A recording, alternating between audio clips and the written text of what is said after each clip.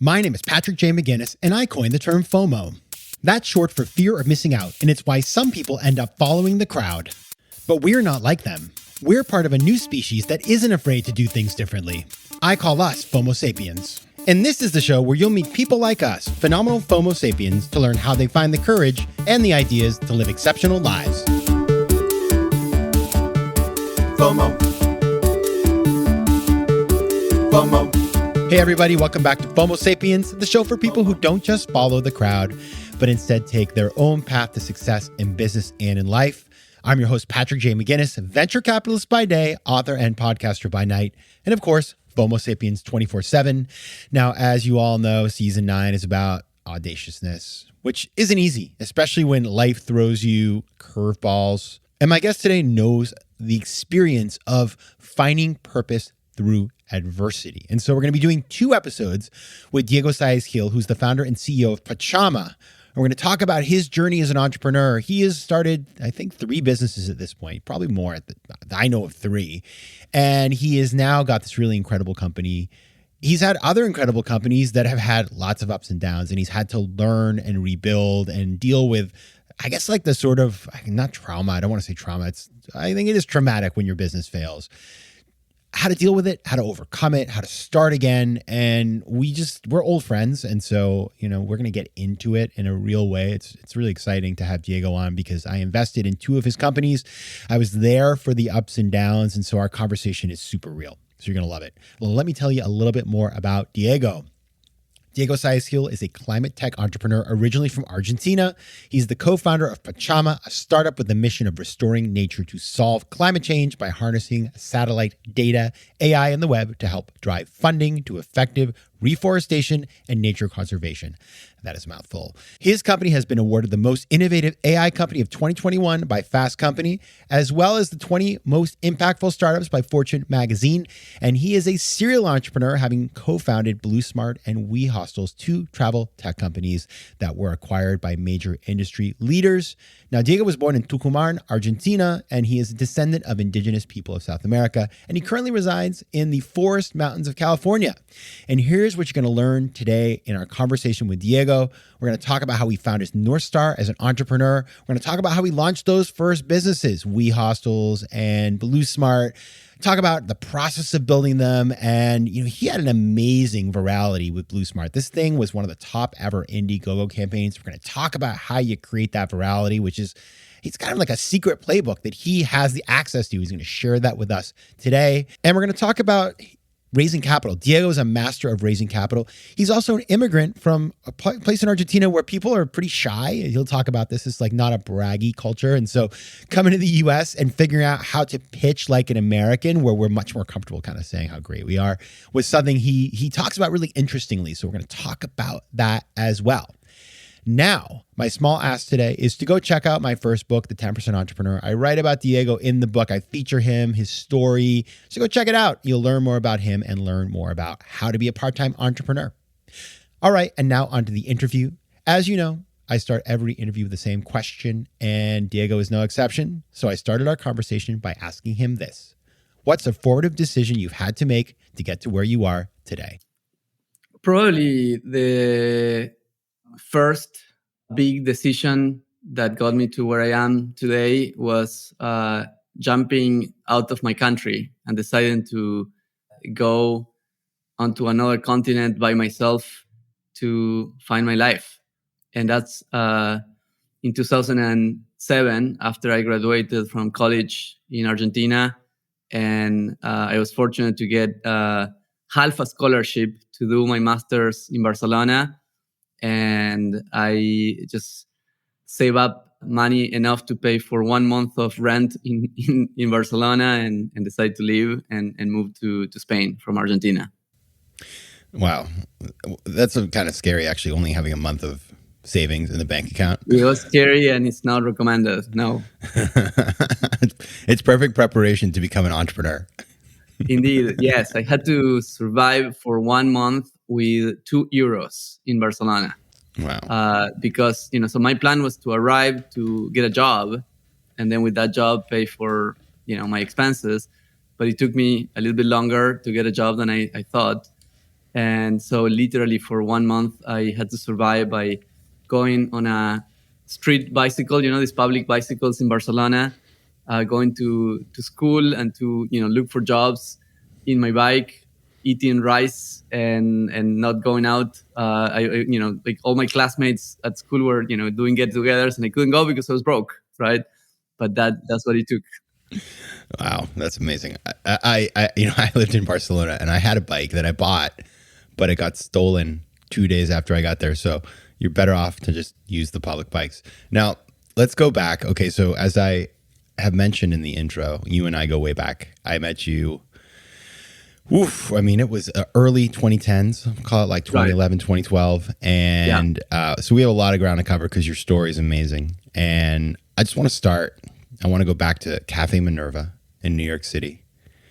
It was right around the corner from my apartment. It was Halloween. It snowed that Halloween. You and I were introduced by a group called NXTP Labs that I had made a little investment in. And you were a company. They were an accelerator. They'd invest in your company. You're in New York. You're starting this company that was called Embed Me. Not later named We Hostels. Let's just go back to that first meeting. Where were you in your life at that point?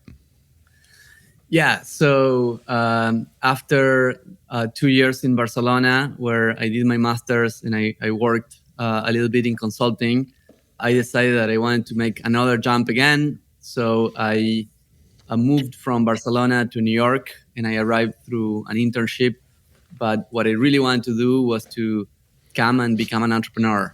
That was, always been my desire to start something on my own. And I came to New York, and once again, not recommended, decided to start a startup without money, without connections, without knowing how to start a startup in one of the most competitive cities in the planet, right? And, so I think there is a theme, a lot of boldness and unconsciousness on making big jumps, in my career many times. But that's what I did. And so when we met, I was at the beginning of the journey of becoming an entrepreneur. And I want to say I'm so grateful. You were one of the first people to trust me. You were one of my first allies. And I'm incredibly grateful for that. But yeah, I remember we met. I was, raising my first seed round. I was still learning all the terms of, seed round and safe notes and angel investors and equity. But I remember that we spoke for 5 minutes about the business, but for 60 minutes about life and Argentina and New York and our stories. And there was a human connection there. And yeah, you told me that you wanted to invest in the company, and the adventure began. Yeah, and for everybody, I just checked the date. It was October 31st, 2013. So, that's like 9 years ago. And I'll tell you, it's funny because when you tell that story, I was figuring out what the hell I was doing in my life. I had not made any investments yet. You were my first one. I was very nervous. I felt like such a fake.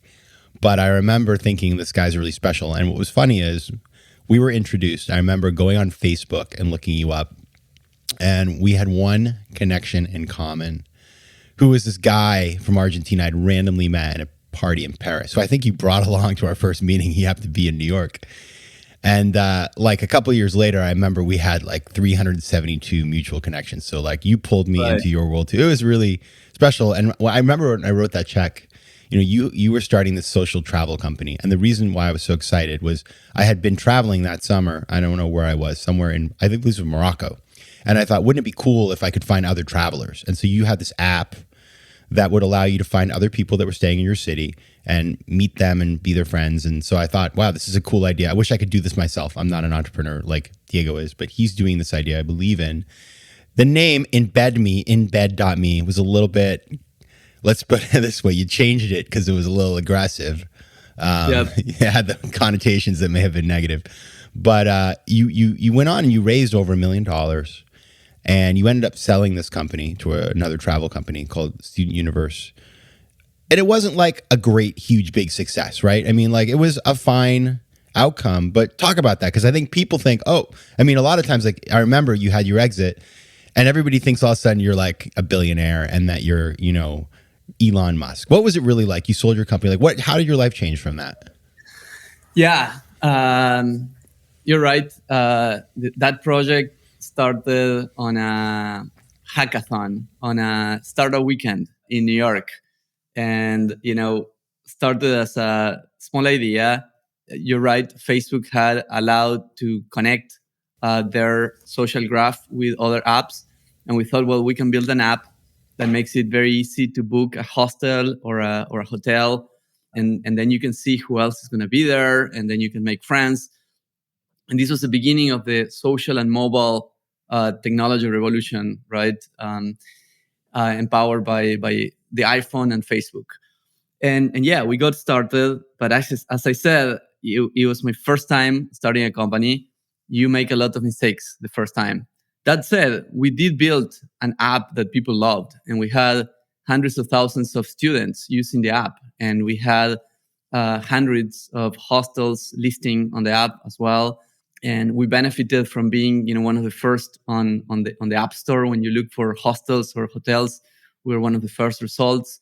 But there was a moment in which started becoming very competitive. Booking.com and Airbnb and others were spending a lot of money on advertising, and we didn't have a huge budget.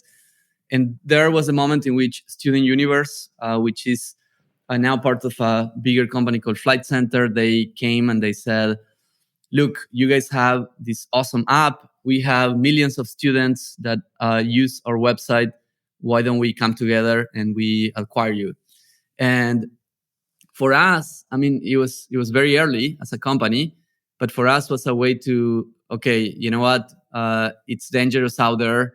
Let's land into a bigger ship and let's build the products and the dreams that we want as part of a bigger company.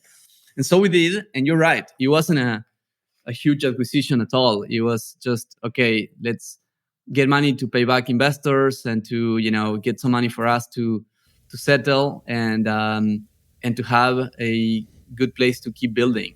We wanted to build, right? We wanted to build apps. And that's what we did.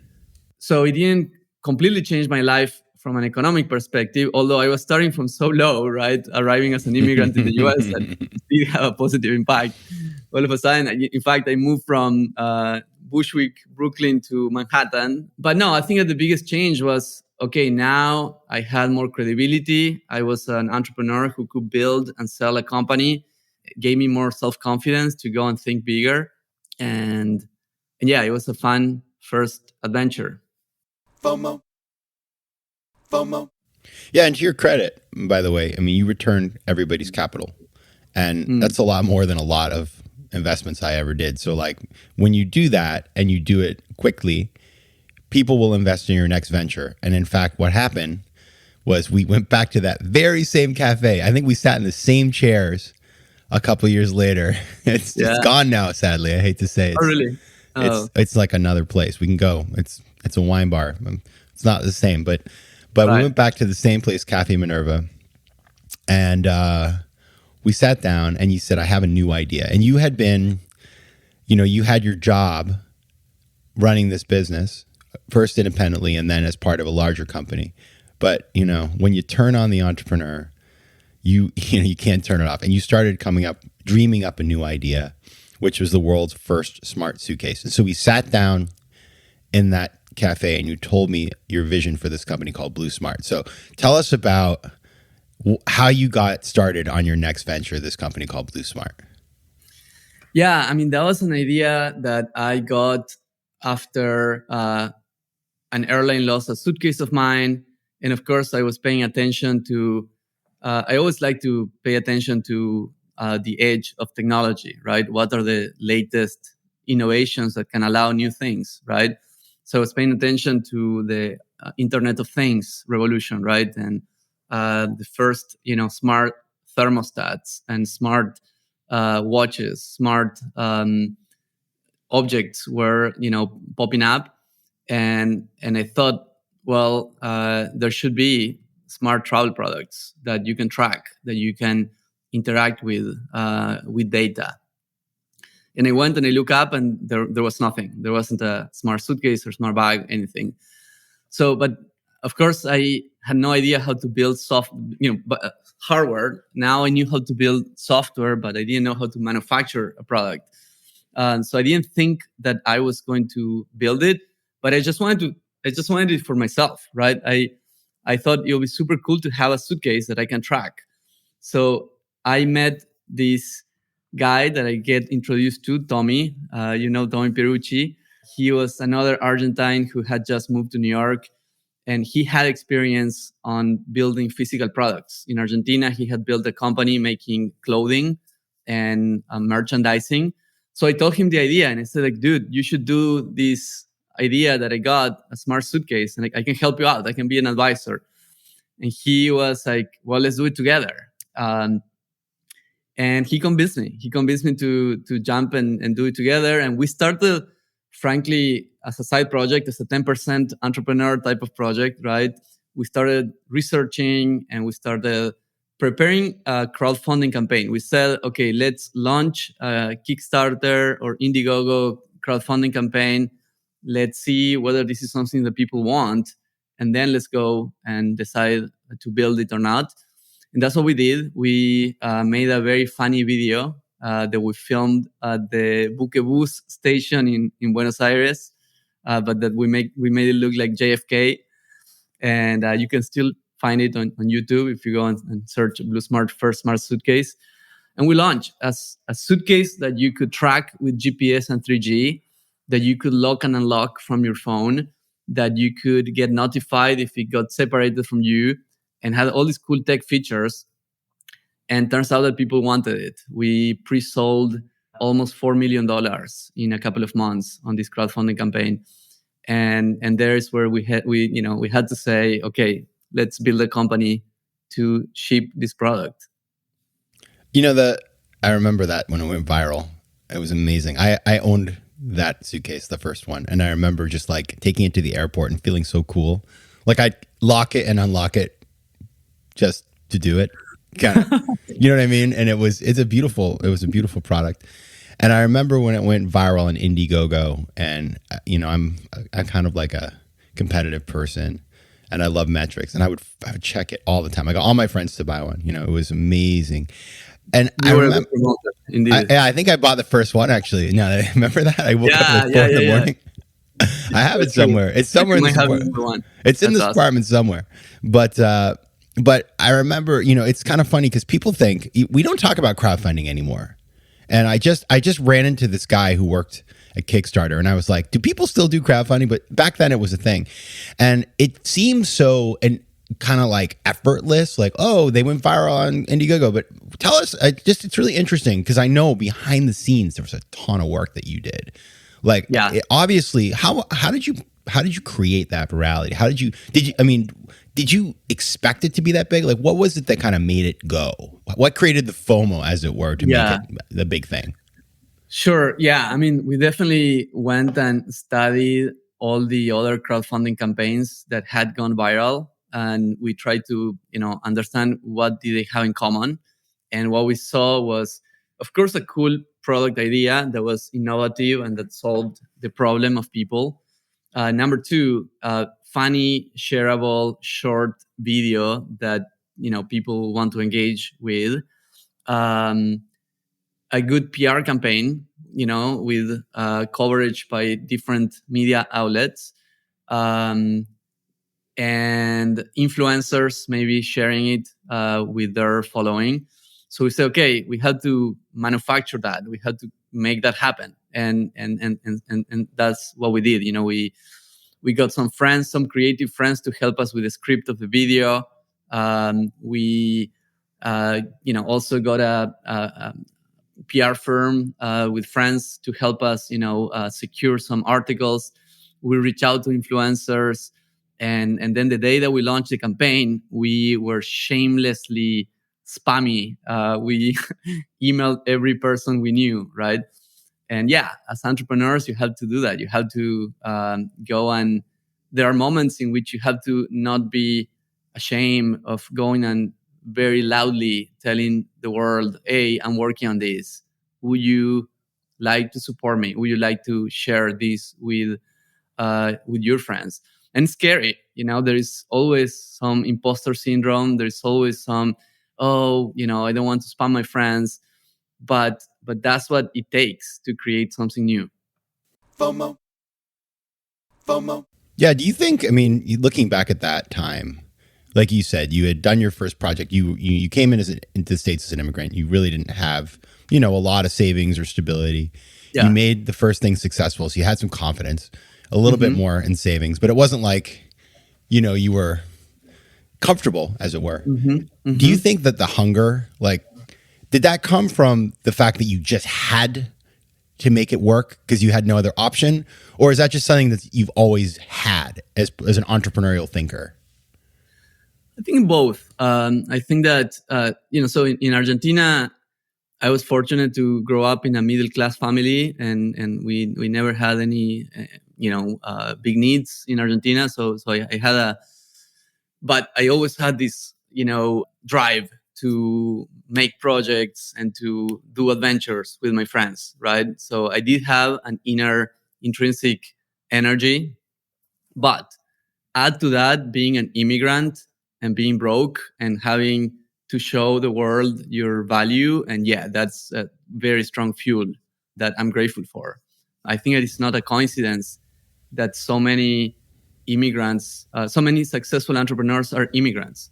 I was actually this week at a conference of climate entrepreneurs organized by Bill Gates, Breakthrough Energy Ventures. And we were in a table, and all of a sudden I observed, and the majority were immigrants from India, from Sweden, from South America. And I think that and I sent on Twitter, immigrants, we get the job done. The quote from Alexander. Yeah. And I do think that there is something very powerful about, having to make it in a new country. You have no option but to get the job done, right? So yeah, I'm grateful for that. It's funny because part of me says, I mean, I get that, right? It's sort of like, you have no other recourse but to get it done. At the same time, the rules, the social conventions that people are like too embarrassed or too nervous, like, oh, what, you don't have to worry about that. You're coming from outside the system. But there's an interesting thing you told me once that I'll never forget, that I repeat all the time, by the way. Yeah. Because I was just actually in Serbia talking to a venture capitalist who was raising a fund.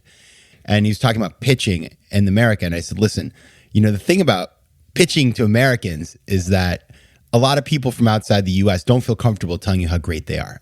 And I remember, and I told him, I said, this guy, Diego, told me one time, Americans, they go to school every day and they do show and tell when they're little kids. And so we are taught as little kids to tell you, like, I brought this book in and it's the greatest book in the world because of this. Or I brought, whatever. I once brought in, this is gross, but my dad had shot a deer because we live in Maine, and he had cut off the hand of the deer, the little forearm, and I brought that in as show and tell to tell people how great the deer was, which is unfortunate. And I apologize to anybody who's an animal rights activist. I can't believe my parents let me do that. You can take it up with them. But the point is that we do that as children. And I remember I was like, God, that's really true. We are trained to be salespeople in this country. And so, yeah, it is interesting just to think about that whole thing. So, because that was, I think, was something that you identified was really hard for you. Yeah, no, it was funny because, so I'm not from Buenos Aires, and people in Buenos Aires also do have, as lots of self-confidence. I'm from a small town in the north of Argentina, right? Where I think that the culture is to be humble, right? Is to be, not to, it's not seen very positively to be too showy off, right? But I arrived to New York, and everybody I met, in the first sentence, they were telling me about how great they were, right? I'm an award-winning, filmmaker. I'm a, well-funded entrepreneur. and I realized, well, yeah, I mean, in the US, you have to, show and tell who you are and what is your value. And I think as entrepreneurs, you have to do that too, right? Of course, without being arrogant. And we can talk later about some other spiritual learnings that I had later on. But without believing your own character, you can still speak about your value, right? That's a perfect place for us to stop for today. We're gonna leave it there. Just to summarize, you've started Blue Smart. You've had one of the top, I think it was the top 15 most viral, successful Indiegogo campaigns in history at this point. You're about to get into Y Combinator, raise a bunch of venture capital. You're on top of the world. And so we're going to leave it there. And next week, we're going to come back. We're going to talk about what happened with that venture, about your new venture, Pachama, which has been an incredible journey as well and very exciting. And we'll talk about some of the things you learned along the way. So everybody stick around, come back next week, because I'm not going to tell you anymore. You can Google it, but this is what we call a cliffhanger in the immediate business. And we'll see you next week. You're creating FOMO, my friend. Very good. There you go. FOMO. If you like today's show, please be sure to rate it and recommend it to your friends. And as always, you can find me on Instagram at Patrick J. McGinnis, on Twitter at PJ McGinnis, and on the web at FOMOSapiens.com or PatrickMcGinnis.com, where you can get all kinds of free resources to live a more decisive and entrepreneurial life. FOMO Sapiens is recorded in New York City. Theme music is by Mike McGinnis, and editing and post-production is by Josh Elstro. If you like today's show, please be sure to rate it and recommend it to your friends. And as always, you can find me at FOMOSapiens.com and at PatrickMcGinnis.com. To advertise on FOMO Sapiens, reach out to contact@FOMOSapiens.com. FOMO.